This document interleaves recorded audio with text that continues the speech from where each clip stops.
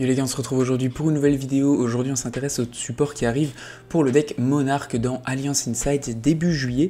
Donc on est parti pour cette nouvelle analyse et voir un petit peu qu'est-ce que ça change au deck. On va commencer, quels sont nos objectifs de base avec notre deck du coup Monarch. Donc on en a deux déjà, on peut avoir Erebus tour 0 qu'on a envie de ramener sur le terrain parce que son effet permet de renvoyer une carte de la main de l'adversaire au hasard directement dans son deck. On a aussi notre Aether qu'on peut avoir en main pendant le tour adverse pour ensuite l'invoquer et faire proc des effets, ce qui peut être aussi utile. En plus de ça, on a nos magies pièges, donc on a notre terrain juste ici qui va bloquer les invocations spéciales de l'extra deck de l'adversaire tant qu'on n'a pas d'extra deck, ce qui est actuellement le cas, et dans tous les cas, même si on avait un extra deck, on se fait restrict l'extra deck par absolument toutes les cartes de l'archétype, donc c'est pas très intéressant. En plus de ça, on va pouvoir aller chercher une piège. Il y a deux pièges qui sont possibles. On peut jouer Erupt qui va bloquer absolument tous les effets de monstres sur le terrain, ou alors la deuxième possibilité, c'est notre nouvelle carte Monarchique Perfection. C'est aussi possible de jouer les deux, mais personnellement je pense que Erupt reste plus forte, quitte à jouer entre guillemets compétitivement le deck. Je pense que je rentre Erupt et je change cette carte juste ici, mais pour le moment on va la laisser étant donné que c'est une nouvelle carte. La première carte qu'on voit, c'est Tessera de Primal Squire qui est lumière niveau 1. Elle a bien 800 d'attaque, 1000 de dev, donc c'est un archétype où c'est très important l'attaque et la défense, parce que les cartes vont aller chercher à chaque fois par exemple des monstres avec 2800 d'attaque, 1000 de def, des monstres avec 2400 d'attaque, 1000 de def, ou alors des monstres avec 800 d'attaque, 1000 de def. Donc c'est très important qu'elle ait les mêmes stats que les anciens monstres monarques niveau 2 et niveau 1, un peu plus à l'ancienne. Au niveau de cette carte là, on peut révéler une magie ou piège monarque depuis notre main, l'invoquer SP depuis notre main. Durant la main phase, on peut immédiatement, après que cet effet soit résolu, invoquer par sacrifice un monstre. Si cette carte est envoyée au cimetière, on peut invoquer spécialement qui a 800 attaques et 1000 de def depuis notre deck. On ne peut pas invoquer de l'extra deck pour le reste de ce tour. On ne peut utiliser chaque effet de Tessera qu'une seule fois par tour. Cette carte elle est jouée x3, elle est extrêmement forte étant donné qu'on peut potentiellement la toucher en main et avoir accès à une space qui ne prend pas notre invocation normale qui peut être utile, ou une invocation sacrifice. En plus de ça, quand elle est sur le terrain, on peut potentiellement avoir une invocation de plus sacrifice grâce à son effet, et en plus de ça, quand on l'envoie au grave, on peut spé un monstre ou notre Eidos ou principalement notre EDA directement depuis notre deck. Donc c'est une très bonne carte à ce niveau là. On a ensuite notre Eidos The Underworld Monarch qui est niveau 6 ténèbres et magicien. Si cette carte est norme ou spé, on va pouvoir ajouter une magie ou piège monarque ou un monstre qui a 2800 d'attaque et 1000 de dev depuis notre deck ou cimetière à notre main. Donc déjà au niveau de son effet, c'est très pratique parce que par exemple rien que votre Tessera plus lui, vous allez pouvoir profiter de l'effet de Tessera, l'invoquer derrière directement, et vous allez chercher quasiment n'importe quoi du deck, ou vos monstres juste ici Aether et Erebus, ou alors n'importe quelle magie piège de l'archétype, ce qui peut donner accès notamment à notre nouvelle piège ou à Erupt, ou alors à notre terrain, ce qui va ensuite permettre de créer des interruptions pendant le tour adverse, enfin de bloquer l'adversaire. En plus de ça, on peut déclarer un attribut, faire que tous les monstres sur le terrain deviennent cet attribut, et si une invocation sacrifice a lieu d'un monstre qui a 2400 ou plus d'attaque et 1000 de défense, tant que cette carte est dans le cimetière, on va pouvoir ou la rajouter à notre main, ou la réinvoquer spécialement. Un monstre qui reste très intéressant étant donné qu'il va chercher des cartes de l'archétype du deck à la main, et en plus de ça, on peut l'invoquer de deux façons, ou alors par sacrifice, en l'invoquant par sacrifice, ou alors on peut l'invoquer aussi avec l'effet de notre Aether qui invoque bien un monstre qui a 2400 d'attaque ou plus et 1000 de dev, donc on peut l'invoquer spé avec notre Aether, profiter de son effet pour aller tuto et ensuite en faire d'autres choses, donc ça reste aussi assez utile à ce niveau là. Au niveau des deux nouvelles magies, on a The Monarch Revolt qu'on joue x3 qui est extrêmement intéressante. On discarde une carte, on révèle 3 monstres depuis notre deck avec 2400 ou plus d'attaque et ou défense, et des monstres à 1800 attaque et 1000 défense. On révèle 3 monstres depuis notre deck avec 2400 ou plus d'attaque et 1000 de def, ou 800 d'attaque et 1000 de def. Notre adversaire il en choisit un, il l'ajoute à notre main et le reste est envoyé au cimetière. Après que cette carte soit résolue, on ne peut pas du tout invoquer depuis l'extra deck. On peut bannir cette carte depuis le cimetière, invoquer spé un monstre qui a 800 attaque, 1000 def depuis notre main, et on ne peut utiliser chaque effet de révolte qu'une seule fois par tour. Donc au niveau de cette carte, elle est très intéressante parce qu'elle permet potentiellement d'envoyer des ressources au cimetière et aussi d'aller chercher un monstre directement depuis le deck à la main. Donc c'est possible par exemple avec votre Tessera, si vous voulez à 100% aller le chercher, de juste en sélectionner 3, ou votre EDA d'en sélectionner 3 et ensuite il y en a un qui part en main, les deux dans le cimetière. C'est possible aussi de faire des mélanges, par exemple d'aller chercher un Eidos, enfin d'envoyer au grave un Eidos, d'envoyer au grave un Erebus, d'aller chercher un Erebus, un Eidos ou un Tessera. En tout cas les possibilités sont assez ouf. Ensuite ça va dépendre surtout du choix de votre adversaire, mais ça reste une excellente carte pour envoyer des ressources au cimetière et pour stabiliser aussi un petit peu le deck.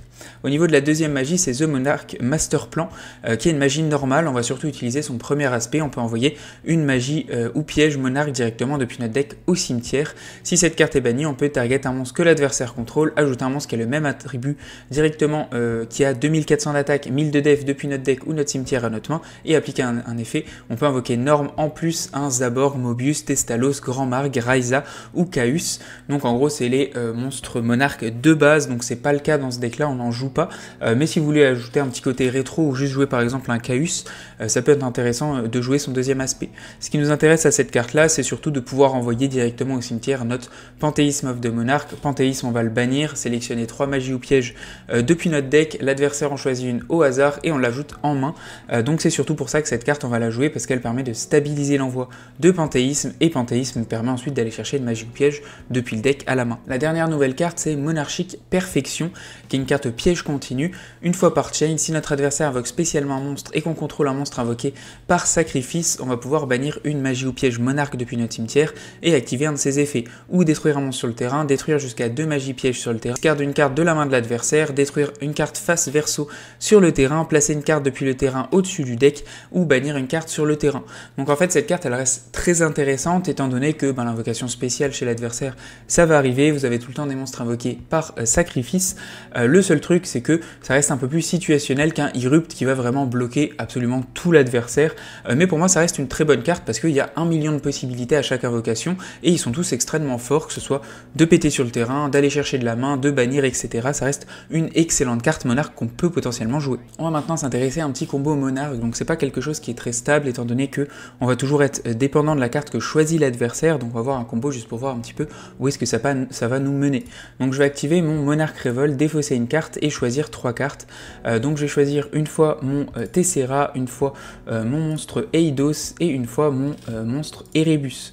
Derrière, en soi, rien qu'avec cette carte-là, vous pouvez quand même faire des choses.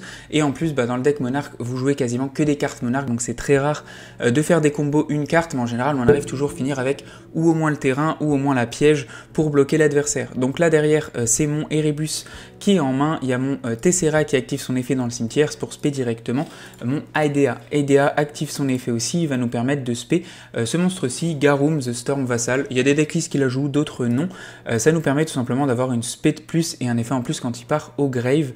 Donc derrière, je vais pouvoir invoquer normalement mon monstre Erebus sur le terrain et tous les effets vont proc.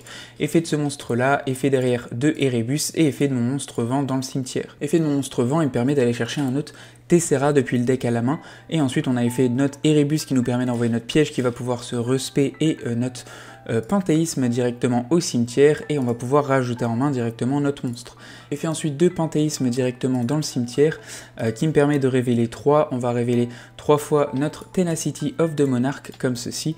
Tenacity, on va pouvoir directement l'activer et on va révéler notre monstre et ça nous permet d'aller chercher directement notre terrain depuis le deck à la main. Ensuite je vais activer l'autre effet de Tessera de la main, je vais pouvoir révéler une carte, le spé directement sur le terrain comme ceci.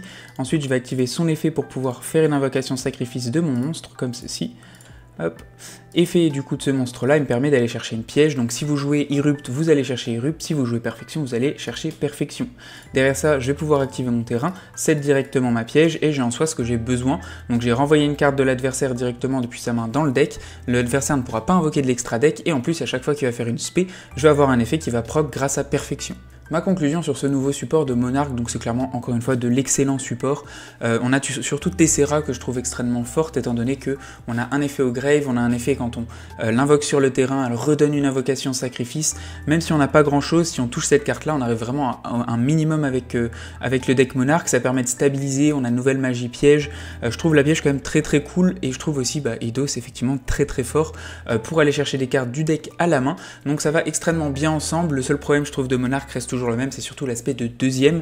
En tant que premier, si vous allez set vos bonnes cartes, vous tombez sur un archétype, on va dire sur 90% des decks, en tant que premier, vous allez gagner avec Monarque. C'est surtout après qu'il va falloir un petit peu se creuser un peu plus la tête, mais clairement le deck reste très cool, ça va peut-être revenir un petit peu dans les tournois, c'est vrai qu'on n'en voyait plus trop, et ça reste un entre guillemets anti-méta, un peu avec du style, et qui rappelle un peu tout cet arc qu'on avait Monarque à l'époque. Donc merci en tout cas d'avoir regardé, n'hésitez pas à me donner votre avis sur le deck. Ciao ciao, à plus et abonnez-vous.